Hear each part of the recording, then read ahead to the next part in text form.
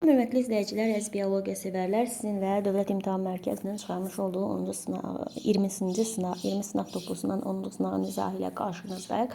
Belə sınaq izahlarının davamını gəlməsini istəyirsinizsə kanalımıza abunə olun və bəyəndiysə bəyən butonunu basmayı unutmayın. İndi soruşuruq ki, birincidə endoderma mənşəli deyil, burada periton endoderma mənşəli deyil, digərləri isə endoderma mənşəlidir. Periton mezodermadan əmələ gəlib. Doğru olmayan ifadəni müəyyən edin. Malariya xəstəliyinin törədicisi sitokinez baş verir. Bəli, sitoplazmanın bölünməsi baş verə bilər bunlarda. Qadın istiqamətləndiricici simciyi nüvəsində xromosom sayı DNT molekularının sayına bərabərdir. Xromosom sayı NC olur. Yəni burada DNT molekulun sayına da bərabər olur. Replikasiya interfazanın əvvəlində baş verir. Bu səhvdir, çünki replikasiya sintetik mərhələdə baş verir. Mitozun şəkildə göstərilən fazası üçün doğru deyil. Şəkildə mitozun metafaza mərhələsi göstərilib. Metafaza mərhələsində də biz bilirik ki, xromosom formasını və ölçüsünü müəyyən edə bilərik. Hansı orqanizm miksotrof yolla qidalana bilmir? Miksotrof qida həm autotrof, həm də heterotrof yolla qidalanma deyilir. Burada dəniz qozası. Dəniz qozası xərçəngimlərə aiddir və ancaq heterotrof yolla qidalanır. Sonra 5-ci sualımızda nə soruşur? Diaqramda hansı işarələrin yeri dəyişməlidir? Deməli, anafaza 2. Anafaza 2-də olan xromosomların sayı 2-in 2C, 2 DNT-nin miqdarında desə 2D olacaq.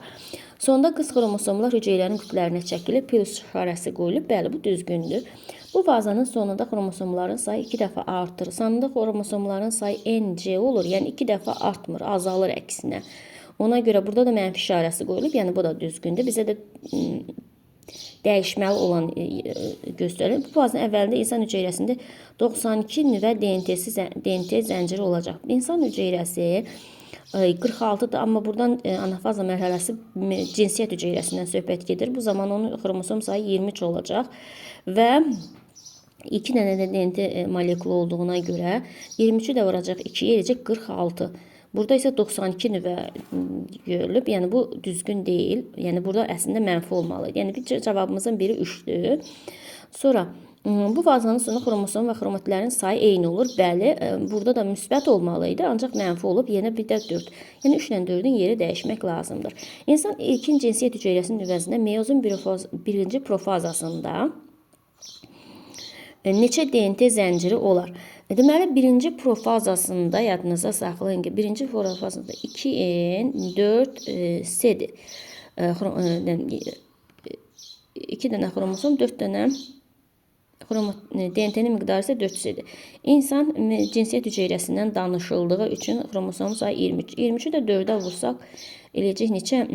92. Bu da D variantına uyğun gəlmiş olacaq. Sonra 7-ci. Eyler-Venn diaqramı uyğun bəndi göstərin. Partogenez və vegetativ yolla çoxalma.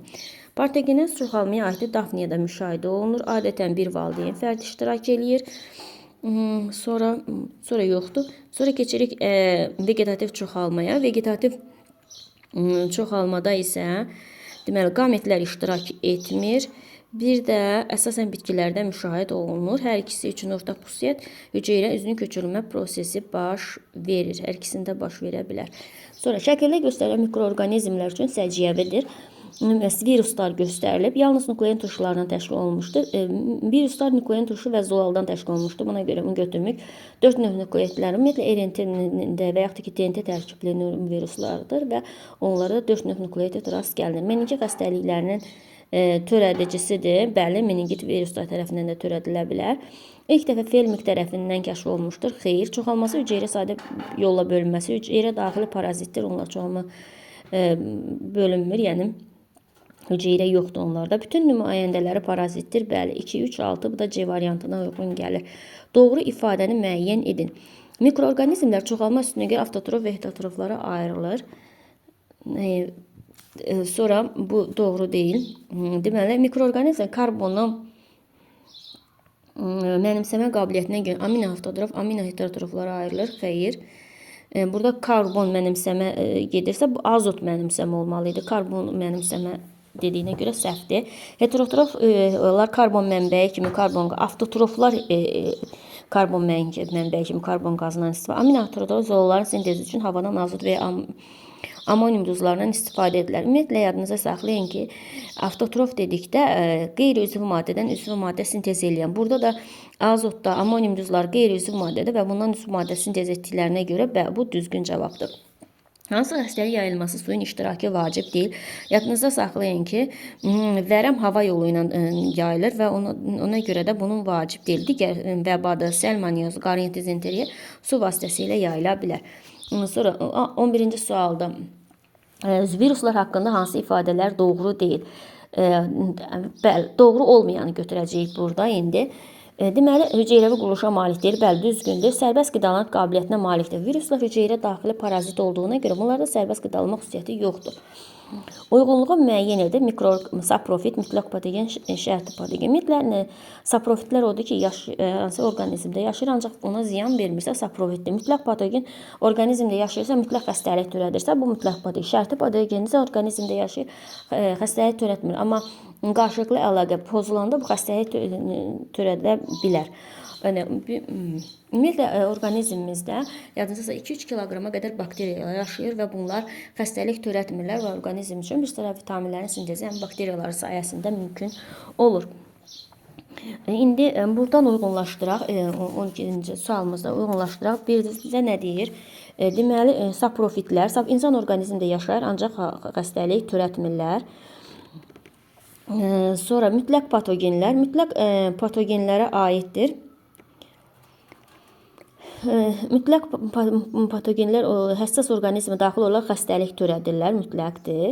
Bir də orqanizmdə kənarda yaşaya bilər, sahib orqanizmdə xəstəlik törədir. Bir də C, şərti patogenlər, deməli, xəstəlik törətmə xüsusiyyəti onlar üçün vacib yaşayış forması deyil.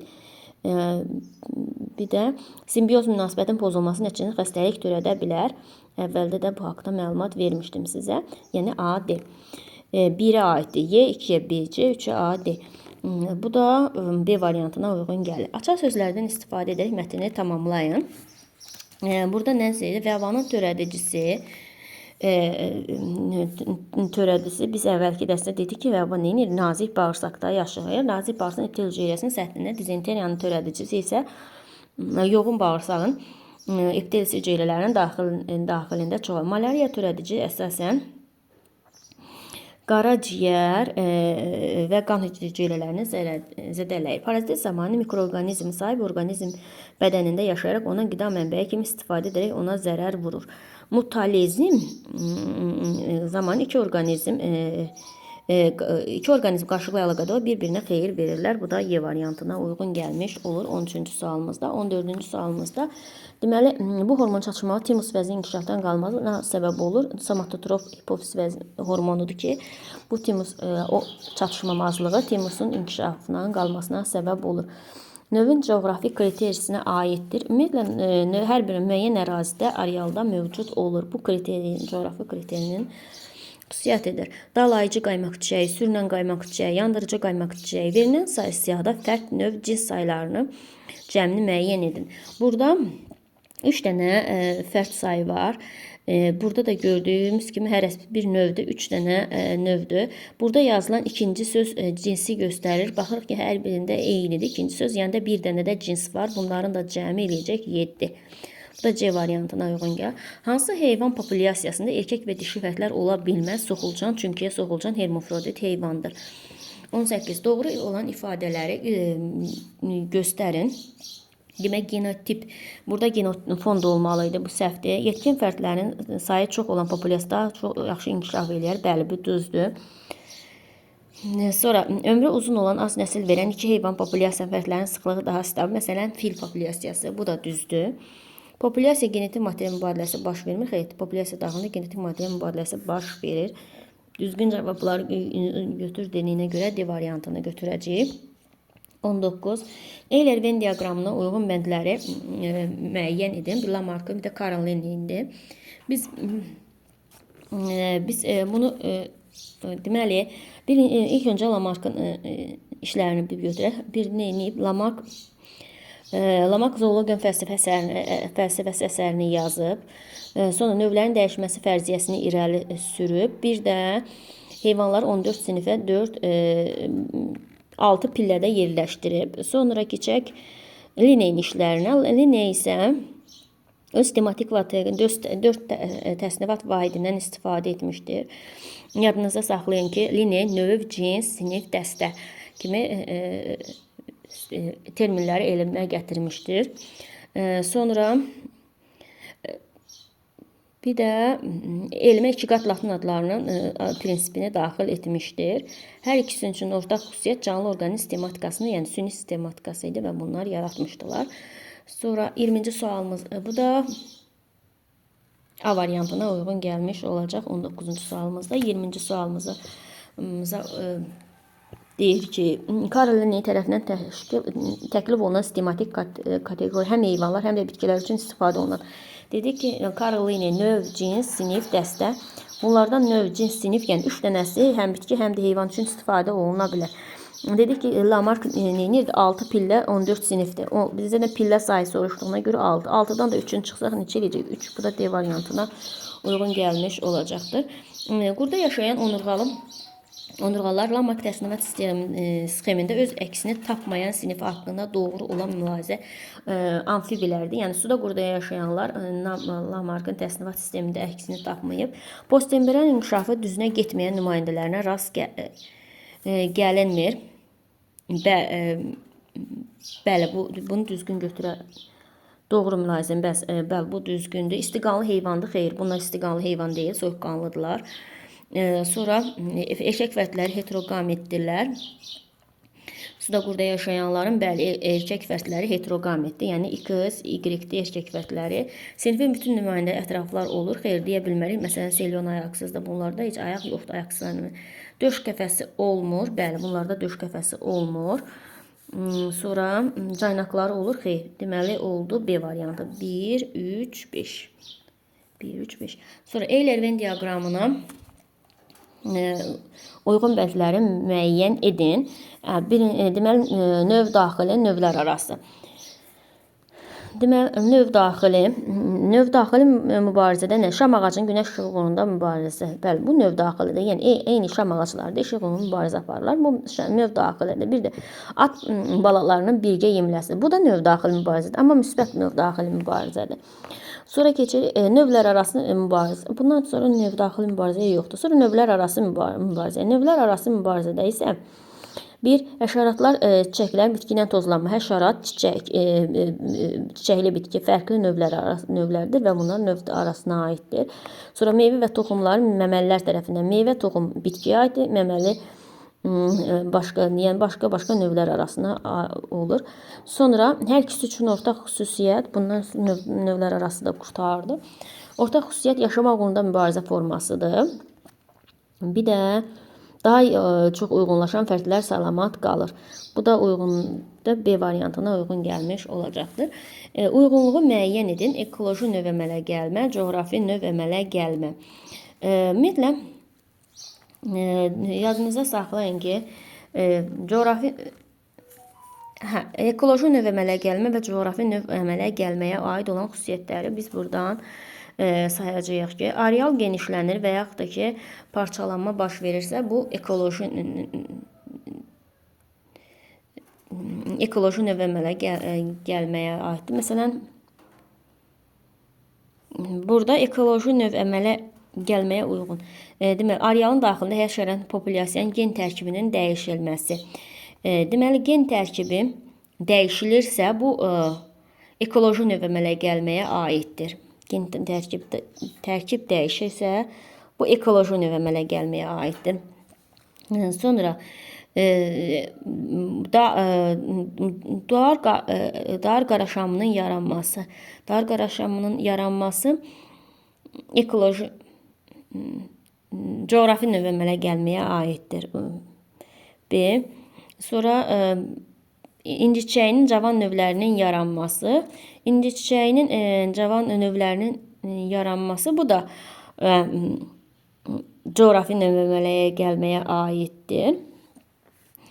Sonra qayçqa həşəratlar, kəklik otu, arıq quşu, iynə yarpaqların toxumları ilə qidalanır. Bu ekoloji növ əmələ gəlməyə aiddir. Arıq quşunun 5 növünün yaranması, bu da ekoloji növ əmələ gəlməyə aiddir. Yəni E variantı. Sonra 24-cü sualsa analoji orqanları müəyyən edin. Ümumiyyətlə yadınızda saxlayın, orqanlar analoji və homoloji olmaqla iki yerə bölünür. Analoji orqanlar eyni funksiya yerinə yetirmək üçün eyni formaya malik olan orqanlar, homoloji orqanlar isə eyni mənşəyə malik olan orqanlar homoloji orqanlar adlaydı. Məsələn, burada homoloji orqan noxudun bığcığı ilə kaktusun tikanı homoloji orqanlara aiddir. Bizdə də analoji ilə göstərilir. Bu insan qolu ilə göyərçinin qanadı. İnsanın qolu ilə göyərçinin qanadı. Bu da eyni mənşəyə malik olur. Homoloji orqandır.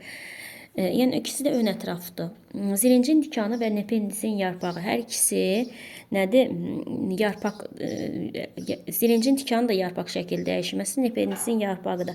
Bunlar homoloji. Bizə isə analoji orqanlar. Boranın və noxudun bığcığı.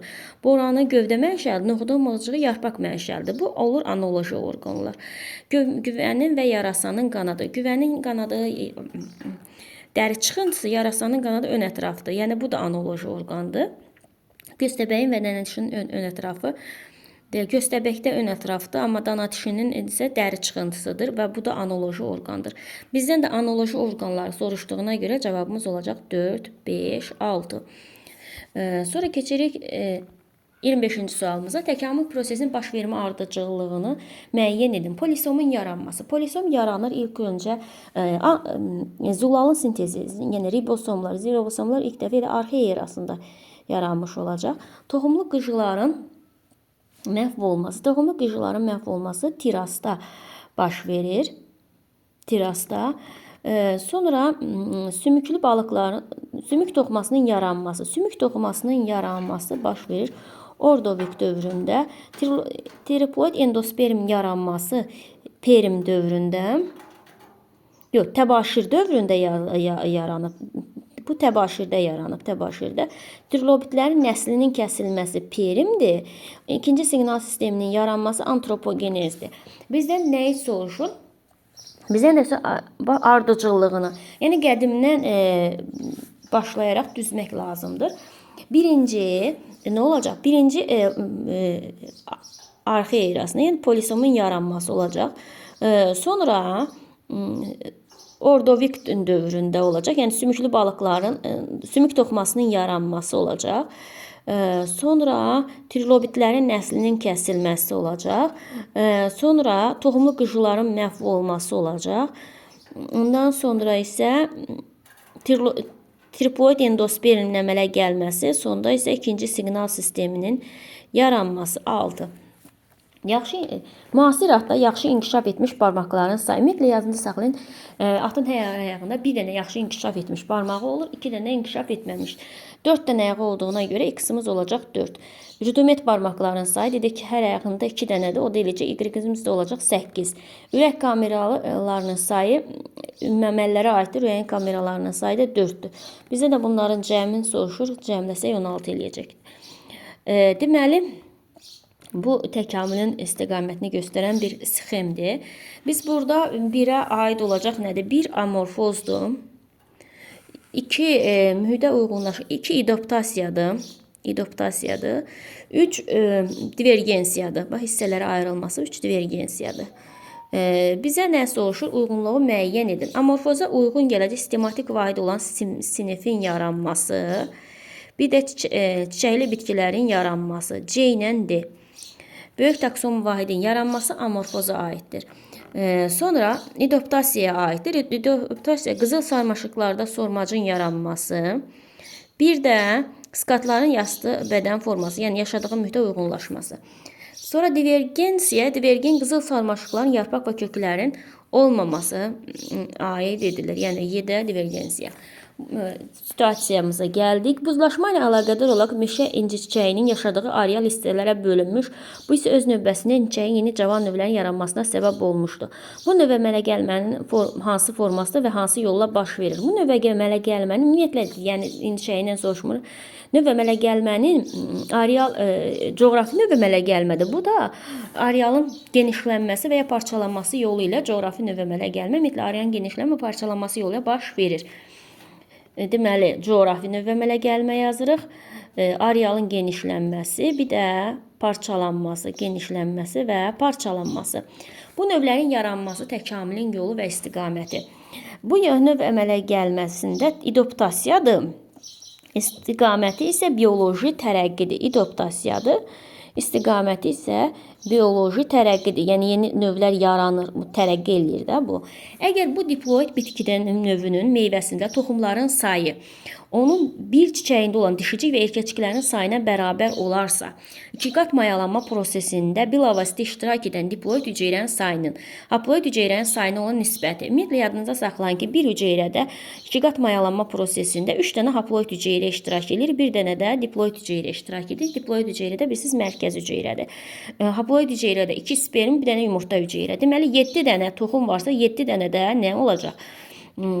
Diploid hüceyrə olmuş olacaq. Onda 7-dən də 3 dəfə çox haploid sayı. 7-dən də 3-ə vursaq neçə edəcək? 21. 7-nin nisbəti 21-ə. Onu da sadələşdirsək 1-in nisbəti 3-ə şəklində olmuş olacaqdır. Bu qədər diqqətinizə görə sağ olun.